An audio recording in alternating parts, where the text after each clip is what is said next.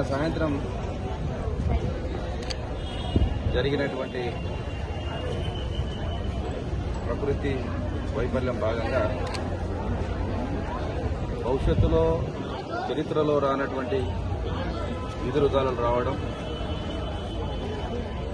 ప్రాణ నష్టం జరగడము, ఆస్తి నష్టం జరగడం, ఎంతోమంది అభాగ్యులు రోడ్ల పాల్పడ్డారు. చాలా పేదవాళ్ళు అడ్డకూలీలుగా రోజు రెక్కాడితే డొక్కాడని పరిస్థితిలో ఉన్నటువంటి పేదలు ఇలా రోడ్ల మీద పడిపోయిన వాళ్ళ కుటుంబాలంతా రోడ్ల మీద పడిపోయినాయి.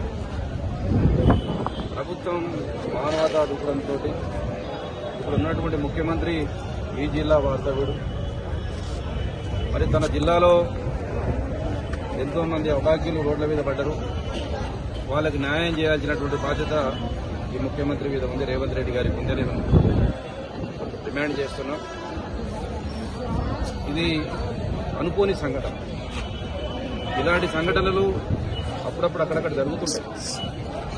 ఇలాంటప్పుడే ప్రభుత్వం ముందుకొచ్చి ఆదేశాలు ఇచ్చి ఎవరైతే ప్రాణ నష్టం జరిగిందో వాళ్ళ కుటుంబాలను ఆదుకోవాల్సినటువంటి బాధ్యత ప్రభుత్వం మీద ఉంది. దిక్కులేని వాడికి దేవుడే దిక్కు అన్నట్టు వీళ్ళ దిక్కెవరు ప్రభుత్వం, వీళ్ళ అభాగ్యులకు దేవుడే దిక్కు అన్నట్టు ప్రభుత్వమే ముందుకు రావాలి. వీళ్ళు గొప్పలు చెప్పుకుంటున్నారు, మేము ప్రజాపాలన చేస్తాం, తెలంగాణలో ప్రజాపాలన వచ్చిందని చెప్పుకుంటున్నారు.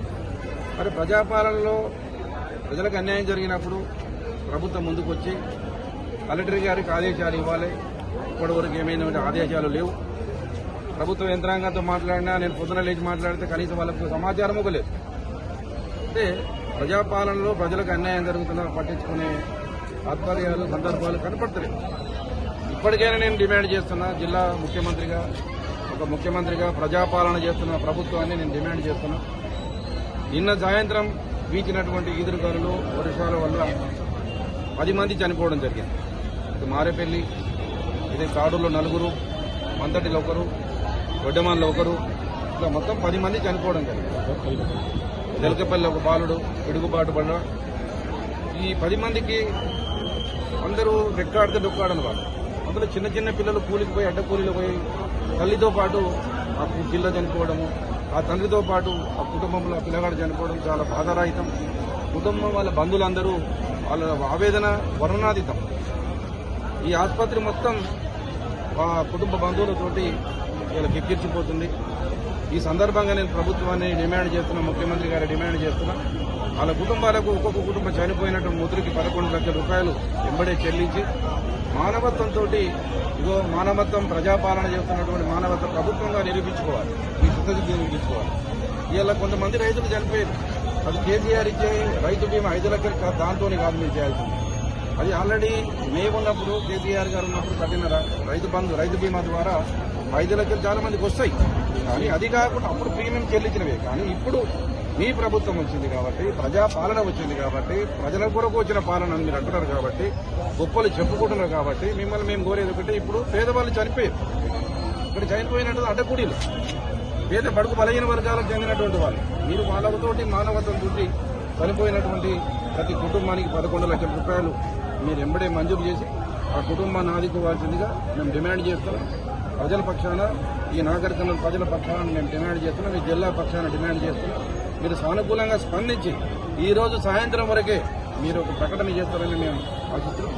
తప్పకుండా లేకపోతే మా పార్టీ తరఫున తప్పకుండా మేము ప్రొవైడ్ చేస్తాం. ఆ చనిపోయినటువంటి కుటుంబాలకు న్యాయం చేయించే బాధ్యత మేము తీసుకుంటాం. ప్రతిపక్షం ఉన్నదే, కొంచెం మేము ఉన్నదే. ఇట్లాంటి సందర్భాల్లో మేము ఇంట్లో పడుకోవడంగా తప్పకుండా ఎక్కడైతే ప్రజలకు ఆపదలు ఉంటారో వాళ్ళకి అండగా ఉండి మేమున్నాం, మీరు బాధపడకూడదని చెప్పడానికి మేమున్నాం కాబట్టి చెప్తున్నాం. ఇంకా ఈ కొన్ని జగల్లో పౌల్ట్రీ ఫారాలు, కొంతమంది ఇండ్లు, పేదల ఇండ్లు కూలిపోయినాయి. ఆ కూలిపోయినట్టు ఇంటికి 5 లక్షల రూపాయలు. పౌల్ట్రీ ఫారం పెట్టుకున్నారు, చాలా మంది అప్పు తీసుకొచ్చి పౌల్ట్రీ ఫార్మ్స్ పెట్టుకున్నారు. షెడ్లు కూలిపోయిన ఒక్కొక్క పౌల్ట్రీ ఫారం 40 లక్షలు, 30 లక్షలు ఆస్తి నష్టం జరిగింది. ఆ నిపుణులతోటి, ఒక ఇంజనీర్లతో అంచనా చేయించి తూతు మంత్రంగా 50,000, 20,000 కాకుండా అంచనా చేయించి జరిగిన ఆస్తి నష్టాన్ని వాళ్ళకు పూర్తిగా సహకరిస్తే ఆ రైతులు ఇలా వ్యవసాయం అగమ్య గోచరంగా పడిపోయింది. అసలు వ్యవసాయం చేయాలా, అసలు చేద్దామా లేదా అని రైతుల్లో ఒక భయం స్టార్ట్ అయింది. ఆ వ్యవసాయం తగ్గింది కాబట్టి చిన్న ఆదాయంగా ఉంటుందని చెప్పి చిన్న చిన్న షెడ్లు వేసుకుని పోల్ట్రీ ఫార్మ్స్ పెట్టుకుంటారు. ఆ పోల్ట్రీ ఫార్మ్స్ పెట్టుకుంటే విపరీతమైన గాలిల వల్ల అవి మొత్తం నేలమట్టమైనవి. ఆ నేలమంటటువంటి పోల్ట్రీ ఫారాల షెడ్లకు కొద్ది నష్టం జరిగి భరించి ఇచ్చేవ్వాలి, మానవత్వం చాటుకోవాలి.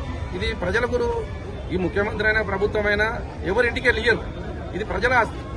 ఈ ప్రజల్లో ఒక నష్టం జరిగినప్పుడు, ఊళ్ళో ఒక వ్యక్తికి నష్టం జరిగినా ఊళ్ళో అందరూ సపోర్ట్గా ఎట్లా ఉంటారు, ఇప్పుడు ప్రభుత్వం సపోర్ట్గా ఉండాలి, పేదవాళ్ళకి సపోర్ట్గా ఉండాలి.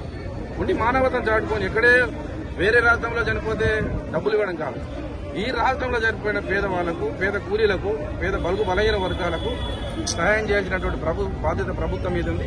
అందుకే వాళ్ళ పక్షాన, వాళ్ళ కుటుంబ పక్షాన మేము డిమాండ్ చేస్తున్నాం. చనిపోయిన కుటుంబాలకు 11 లక్షల రూపాయలు వెంటనే పరిహారం ఇవ్వాలి. దానితో పాటు ఎక్కడికైతే రైతులకు పోల్ట్రీ షెడ్లు కూలిపోయినావో, ఎవరికైతే ఇండ్లు కూలిపోయినావో వాళ్ళందరికీ కూలిపోయిన ఇండ్లకు 5 లక్షల రూపాయలు ఇవ్వాలని డిమాండ్ చేస్తూ, ఎవరికైతే పోల్ట్రీ షెడ్లు కూలిపోయినావో వాళ్ళకు అంచనా వేసి, ఇంజనీర్లతో అంచనా వేయించి, అధికారులతో అంచనా వేయించి వాళ్ళకు న్యాయం చేయాలని డిమాండ్ చేస్తాం.